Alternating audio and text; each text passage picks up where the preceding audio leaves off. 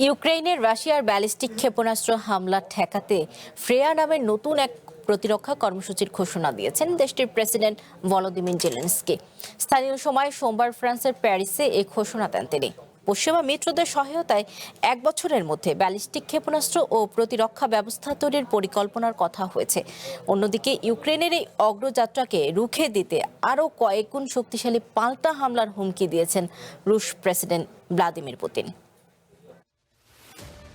রাশিয়ার একের পর এক ব্যালিস্টিক ক্ষেপণাস্ত্র হামলায় বিপর্যস্ত ইউক্রেন আকাশসীমা সুরক্ষিত রাখতে এবার পশ্চিমা মিত্রদের নিয়ে একজোট হয়েছেন ইউক্রেনের প্রেসিডেন্ট ভলোদিমির জেলেনস্কি। প্যারিসে কোয়ালিশন অব দ্য উইলিং এর বৈঠক শেষে বিভিন্ন দেশের শীর্ষ নেতাদের সাথে নিয়ে ঘোষণা করেন নতুন ক্ষেপণাস্ত্র প্রতিরক্ষা কর্মসূচির, যার নাম দেওয়া হয়েছে ফ্রেয়া।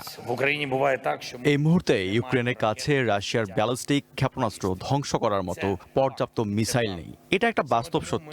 আর ঠিক এই কারণে আমরা পলিটিক্যাল, গভর্নমেন্টাল ও ইন্ডাস্ট্রিয়াল সমন্বয় ঘটিয়ে ফ্রেয়া নামের নতুন একটি প্রোগ্রাম শুরু করেছি। এর উদ্দেশ্য হলো ব্যাপক আকারে অ্যান্টি ব্যালিস্টিক অস্ত্র তৈরি করা। আগামী 12 মাসের মধ্যে আমরা এটা করতে পারবো। জেলেনস্কি জানান, এই যুদ্ধের ভাগ্য পুতিন সম্পূর্ণভাবে ব্যালিস্টিক মিসাইলের উপর ছেড়ে দিয়েছেন, যা মোকাবেলা করা ইউক্রেনের জন্য মোটেও সহজ নয়। তবে নতুন এই প্রজেক্টের প্রযুক্তি তাদের কাছে রয়েছে এবং আগামী 1 বছরের মধ্যে এটি পুরো ইউরোপের নিরাপত্তা নিশ্চিত করবে। নির্মাণে নাম্বার 1 শাহ সিমেন্ট। এ বিষয়ে জার্মান চ্যান্সেলর ফ্রেডরিক মার্টস বলেন, ইউক্রেন যুদ্ধ এখন এক নতুন ধাপে প্রবেশ করেছে। যুদ্ধে একের পর এক সাফল্য পাচ্ছে কিয়েভ, কিন্তু নতুন করে আর কোনো অঞ্চলের নিয়ন্ত্রণ নিতে পারছে না ক্রেমলিন। আমরা আপনাদের পাশে আছি, কারণ এটি কেবল ইউক্রেনের স্বাধীনতার লড়াই নয়, পুরো ইউরোপের স্বাধীনতা এই যুদ্ধের উপর নির্ভর করছে। মস্কো যে এই যুদ্ধে জিতবে না এবং তাদের উদ্দেশ্য সফল হবে না, তা এখন রাশিয়ার সাধারণ মানুষও বুঝতে পেরেছে।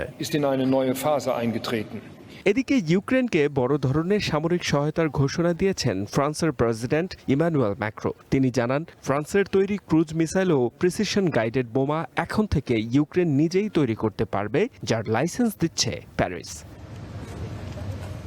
তবে এতে মোটেও দমে যাননি রুশ প্রেসিডেন্ট ভ্লাদিমির পুতিন। তিনি জানান, রাশিয়ার মাটিতে যে কোনো হামলার জবাব দেওয়া হবে কয়েক গুণ শক্তিশালী আঘাতের মাধ্যমে। আমাদের জবাব সবসময়ই সমানুপাতিক। তারা রাশিয়ার যেখানে আঘাত করার চেষ্টা করবে, আমরা তার চেয়ে কয়েক গুণ বেশি শক্তিশালী পাল্টা আঘাত করব।